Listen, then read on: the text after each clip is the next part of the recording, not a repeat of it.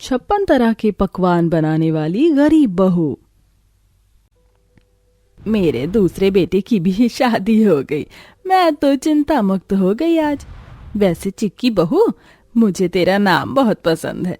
आजा आजा, अंगूठी की रस्म भी करनी है। जी माँ जी। वैसे देवरानी जी, आप दहेज का सामान नहीं लाई क्या? मुझे आपके पीछे कुछ दिख नहीं रहा। कहाँ है सोफा, एसी, बेड?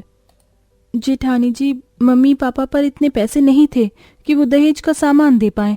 उन्होंने मेरी शादी जो की है वो भी बड़ी मुश्किल से पैसे जोड़कर करवाई है। ओह, मुश्किल मुश्किल हो गई। पता है मैं कितना सारा दहेज का सामान लाई थी? Bed, washing machine, mixer grinder और पता नहीं क्या क्या। तुमने तो कुछ दिया ही नहीं।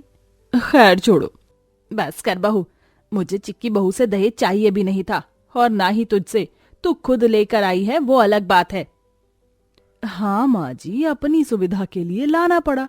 कहीं बाद में आप अपनी चीजों पर कब्जा कर लेते तो मैं कैसे रहती? कोई बात नहीं, अब अगली रस्म की तैयारी करो। सब थक गए हैं, सोना भी है।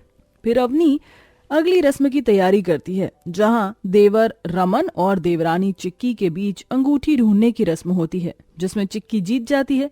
अगली सुबह देवरानी अच्छे से तैयार होकर घर का सारा काम कर देती है। अच्छा हुआ जल्दी से घर का सारा काम कर लिया। अब अच्छा सा खाना बना देती हूँ। पूछ लेती हूँ सबसे, सब क्या खाना चाहते हैं। क्या हुआ बहू, तू किस सोच में डूबी हुई है? वो पापा जी, मैं अपनी पहली रसोई का खाना बनाने जा रही हूँ, तो सबसे सबकी पसंद पूछना चाहती थी मैं। बताइए आप क्या खाएंगे? ऐसा कर बहू, तू जलेबी और रबड़ी बना दे, मुझे वो बहुत पसंद है। और तेरी सास खाएगी डोसा सांभर। तभी वहाँ घर के सभी लोग आ जाते हैं। अब पूछ ही रही हो तो मेरा पसंदीदा है दाल मखनी और नान। और मुझे खाना है फिरनी। और बहू, तेरे पापा जी ने मेरा तो बता ही दिया। तू बताना अपनी बहू। माँ जी, मैं सोच रही हूँ कुछ मुश्किल चीज बताऊं। अरे हाँ, मेरी फ्रेंड फ्रेंच डिश खाती थी। ये गरीब घर की देवरानी वो बना नहीं पाएगी। इसकी बेइज्जती करने का भी मौका मिल जाएगा, तो वही बनवा लेती हूँ इससे। देवरानी, क्या तुम मेरा बताया हुआ कॉलीफ्लावर ग्रेटिंग रेसिपी बना सकती हो? फ्रेंच डिश है। हाँ, मैं बना दूंगी जेठानी जी। ये बोलते ही चिक्की रसोई में खाना बनाने पहुंच जाती है और 6 तरह की अलग अलग रेसिपी बनाने लगती है। यहाँ पर अवन है। जेठानी जी की फ्रेंच डिश इसमें बन जाएगी। तब तक मैं रबड़ी को बना लेती हूँ और साथ में फिरनी भी। 2 घंटे के भीतर चिक्की सारा खाना तैयार करके डाइनिंग टेबल पर लगा देती है, जिसे देख सभी हैरान रह जाते हैं। अरे वाह चिक्की, तुमने तो सारा खाना बनाकर तैयार कर दिया। देखकर मुंह में पानी आ रहा है। चलिए माँ, खाना शुरू करते हैं। हाँ हाँ बिल्कुल, सब सारी चीज टेस्ट करेंगे। चलो शुरू करते हैं। आओ बहू, तुम भी बैठ जाओ। फिर सब चिक्की बहू के हाथ का खाना खाकर कहते हैं, अरे वाह वाह वाह बहू, क्या डोसा सांभर बनाया है तूने। ला, एक और डोसा दे। वैसे तेरे बाकी बनाए खाने भी चखे। सच में तूने सारा खाना A1 बनाया है, जैसे कि तू कोई शेफ हो। मुझे तेरी रबड़ी जलेबी के साथ बहुत अच्छी लगी और तूने दाल मखनी, नान, फिरनी वो भी बहुत बढ़िया बनाया है। हाँ बहू, मानना पड़ेगा तुझे, सारे 56 तरीके के पकवान बनाने आते हैं। अरे पापा, आपने तो मेरे मन की बात छीन ली। मैं भी यही कहने वाला था। हाँ चिक्की, मानना पड़ेगा। लगा नहीं था कि तुम बिल्कुल उसी रेसिपी में फ्रेंच डिश बना लोगी। पर तुम्हें ये सब कैसे आता है? तुम तो गरीब हो, अफोर्ड भी नहीं कर सकती ये खाना। आपने बिल्कुल ठीक कहा जेठानी जी, लेकिन पहले भी काफी बार बना चुकी हूँ।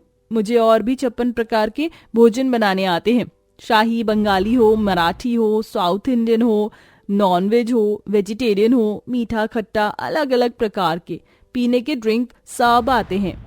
वाह बहू, मुझे तो यकीन नहीं हो रहा तुझे इतना सब कुछ बनाने आता। इतना तो अवनी ने भी बनाकर नहीं खिलाया था। सिर्फ अपनी पहली रस्म में खीर बनाई थी, वो भी रो धो कर। इसे मेरी जरूरत पड़ गई थी। तेरा तो शगुन बनता है।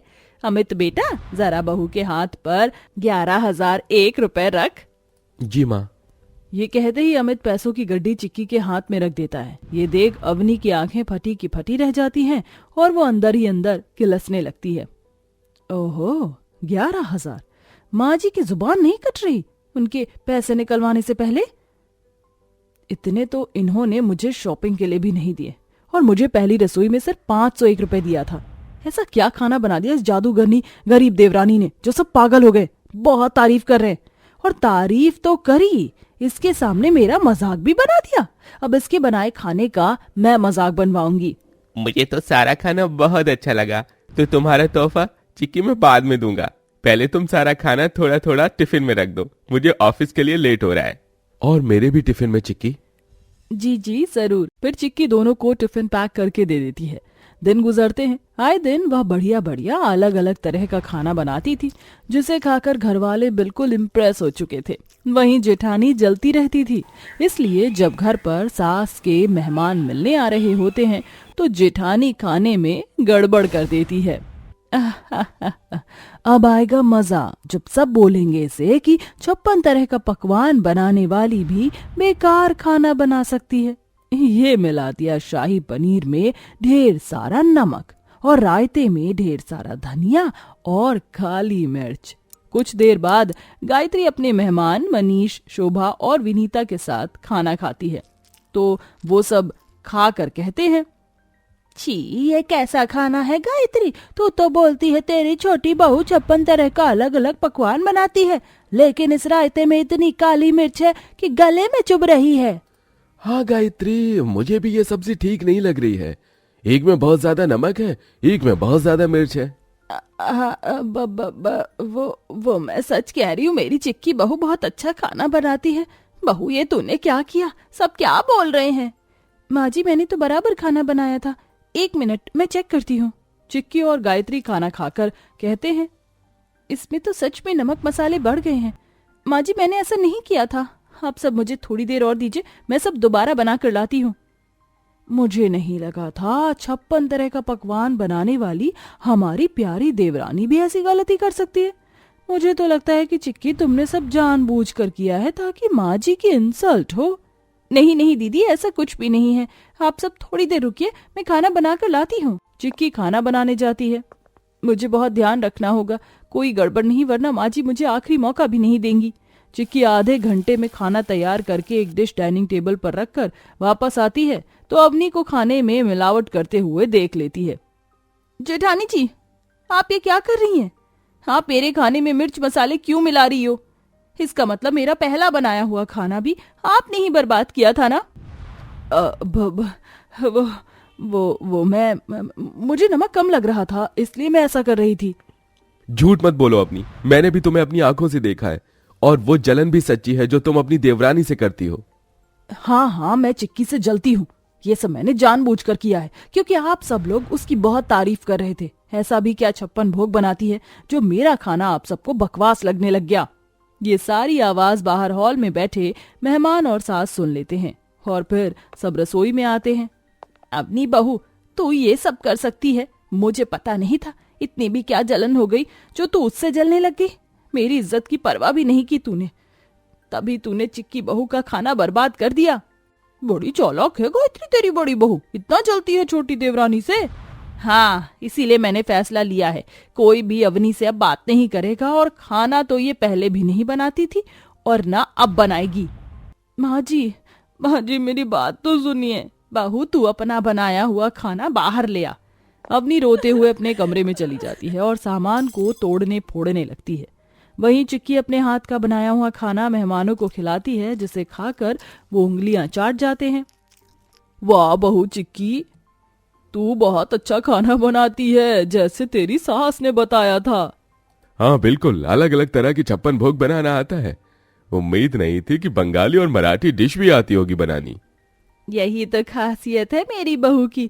पर बहू, तुझे इतना सब कैसे आता है? तूने ये सब बनाना कब सीखा?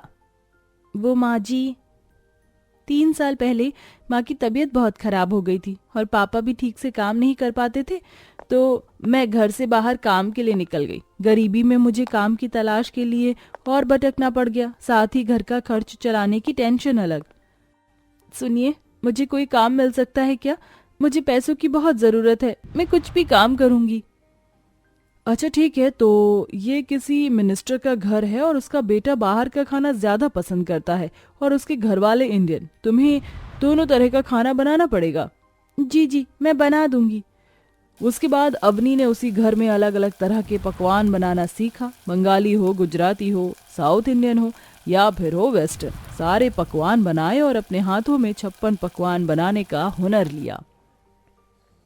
उस दिन के बाद माँ जी मैं अलग अलग तरह का खाना बनाना वहीं सीख गई। वो मुझे रेसिपी देते थे और तभी मुझे 56 तरीके का खाना बनाना आ गया। बहू बहुत खूब। इससे तुम्हें ये सीख मिलती है कि गरीबी हमेशा कुछ न कुछ सिखा कर जाती है। इस तरह वो मेहमान भी चिक्की को शगुन देकर चले जाते हैं। वहीं गुजरते दिन के साथ अवनी को अपनी गलती का एहसास हो जाता है और वह सबसे माफी मांगकर अपनी देवरानी के साथ खुशी खुशी रहने लगती है।